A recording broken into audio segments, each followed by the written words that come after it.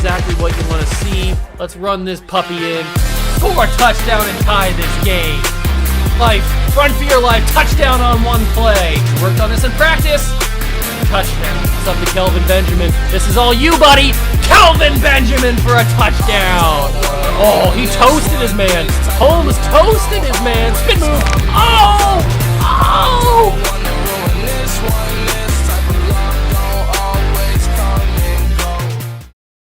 What's going on, guys? Welcome back to the video here on the Water Juice channel, and welcome to a little bit of a discussion video on some crazy things that have gone on in the world of college football over the past couple of days. Now, if you've been living under a rock, or you just don't care about college football, which is understandable, it's not for everybody. I can see that. But let me fill you in on some of the crazy things that have gone on in the world of college football over the past couple of days. So, as you all know, the coaching carousel has begun because most teams' seasons are over. There's really only a few teams that are playing for the national championship. They're playing for their conference championships, and the majority of college football teams are done. That including LSU, USC, Florida. And I mention those teams specifically because they're all looking for coaches, looking for head coaches. And all three of them have found their new head coaches. Let's talk about these new head coaches. So let's start with Florida. Florida's new head coach is Billy Napier. If you don't know that name, it is because you shouldn't know that name. He was the head coach of, I think, the Raging Cajuns in Louisiana. I'm pretty sure that's where he was. It was, if not that school, then it was a very small school in a lesser conference that he was head coaching. But he's a very promising head coach, and Florida feels like they are going to go in a different direction than Dan Mullen, and Billy Napier's the guy. So we'll see how that does. I don't really have a strong opinion about that because, I mean, it's just, hey, just go with it. So Florida gets Billy Napier. Most recently, LSU and former Notre Dame head coach Brian Kelly have agreed. So Brian Kelly is going to leave Notre Dame to go be the head football coach at LSU. Now that is actually a really, really big deal because Brian Kelly brought Notre Dame back to prominence. Now, as much as I don't like Notre Dame and I don't think they're very good, I can't argue with the fact that Brian Kelly did what he did. He was successful at Notre Dame. Yes, they got blown out in a bunch of playoff games and they were never competitive, but he got them back to relevance. That's something that they haven't been in 30 years. So Brian Kelly goes from that down to LSU in the tough SEC where he's got to go up against Kirby Smart and Nick Saban. Is that such a smart thing to do? Probably not. But I mean, somebody had to go down there. And as we'll talk about in a minute, not a lot of people wanted to. So Brian Kelly's going to be the new head coach at LSU. That's a really weird one. I didn't expect that to happen, but it's going to happen. And then we get to Southern California, the Trojans of Southern California, USC. They need a new head coach. They got their new head coach. And it kind of, at least to me, came out of nowhere. I never heard this man's name even on the market for a head coaching job, not in the NFL, especially not in college. And he did it. He took the job. It's official. Lincoln Riley, former head coach of the Oklahoma Boomer Sooners, is now going to be the head coach at USC.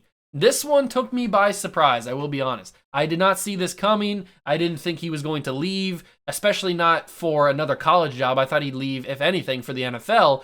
But he's going to USC to be their new head coach. And I think this is actually a big brain, galaxy brain type of move from Lincoln Riley. He goes from Oklahoma, where he was in always the conversation for the playoffs. He would get some good recruits. I mean, he got back-to-back Heisman winners with Baker and Kyler. He's always had good recruits. CeeDee Lamb, Joe Mixon. I mean, he's had... Actually, Joe Mixon might have been there. Was Joe Mixon there with Bob Stoops? No, he might have been there with Lincoln Riley. I can't remember. But there's been some really good talent coming out of Oklahoma. And Lincoln Riley was always in the conversations for the playoffs. He was always in the conversations, always winning the Big 12. And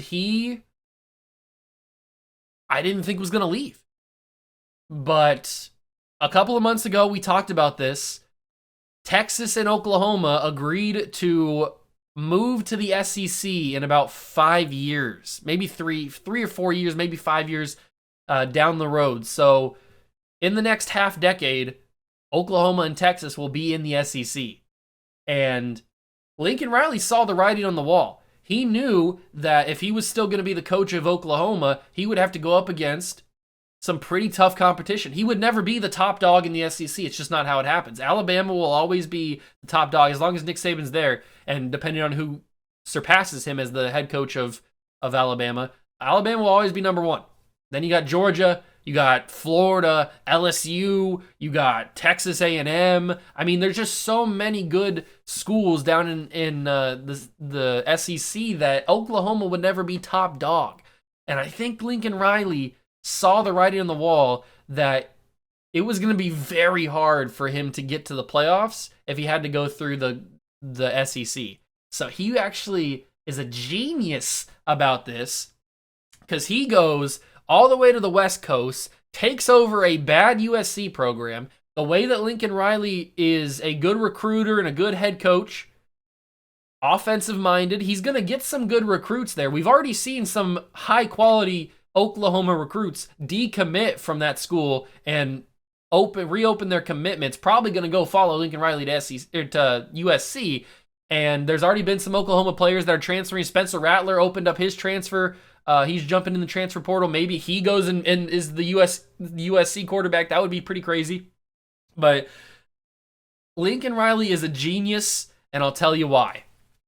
Because instead of having to worry about beating Nick Saban and Kirby Smart and Jimbo Fisher and now Brian Kelly, all those dominant head coaches with their good teams, he goes over to the West Coast, the Pac-12, and he's got to beat Oregon and Utah and Washington and UCLA. He's got a much, much easier path to the playoffs than even in Oklahoma. He has an easier path, and definitely, especially easier than in the SEC.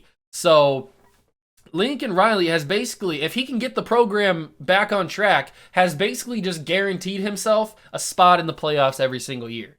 Because the committee already wants to put Pac-12 teams in the championship game, and they want to put them in the playoffs, but there's never really been a playoff team, a worthy playoff team from the Pac-12. Oregon, you could have argued this year, but they lost to a bad Stanford team, so they're done. And they were really the only hope for the Pac-12 this year. So if USC can get back on track, get some 5-star recruits, get back to what they were in the early to mid 2000s, USC is pretty much guaranteed to be in the playoffs every single year. That's why Lincoln Riley's a genius. He doesn't have to go through the meat grinder of the SEC just to lose to Alabama and hope and pray that the committee puts them in with 1 loss or 2 losses or whatever. Like, he doesn't have to worry about that because more than likely he's going to go undefeated in the Pac-12. You're going to have an undefeated Pac-12 champion, and it's going to be pretty hard depending on what else happens around the league because you're almost guaranteed to have Alabama/Georgia, Ohio State, and if Clemson ever comes back, then you're almost guaranteed to have those 3. And then you got that 4th spot. And an undefeated Pac-12 team that's ranked very highly, almost a guarantee to be in.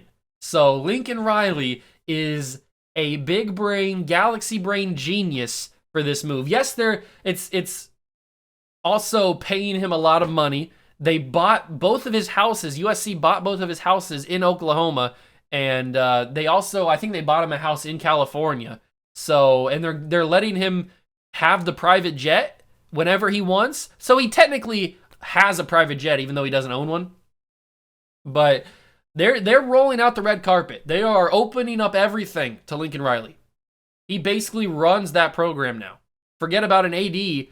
Forget about a president. It's Lincoln Riley's show at USC. He can basically do whatever he wants. And this is a galaxy brain move because I believe that Lincoln Riley will get USC back to, not necessarily where they were with Pete Carroll or in the mid 2000s, early 2000s with like Carson Palmer, Matt Leinertz, all those guys, Reggie Bush. I don't know if they'll get to that level where they're the #1 team in the country, winning national championships and doing all that stuff. They might get there. It's not out of the realm of possibility, but I think they could be a top 10 program. They could be ranked in the top 10, fighting for a playoff spot every once in a while, maybe every year if he gets them back on track. Now, I'm not saying immediately this year they're going to be a playoff team or even in the top 10, but once he gets his culture built, once he gets those recruits in and he gets the guys that he wants to play, then I think that they're going to get some talent, and I think that they're going to be a pretty decent team. So Lincoln Riley is an absolute genius for picking USC over any other school because this is one of the easiest ways to get to the college football playoff, and if he can get USC back on track, it's almost guaranteed that he's going to be in the playoffs every single year. So Lincoln Riley, you're a genius, and I was pretty shocked when this happened. I'm not going to lie, but now that I've had a couple days to digest it and see what's happening and see the strategic moves behind it, I'm 100% behind. I like that Lincoln Riley's in USC now. So let me know down below what you guys thought. Smash that like button, hit that notification bell, subscribe to the channel, join the Juice Club. I'll catch you guys in the next one. Peace.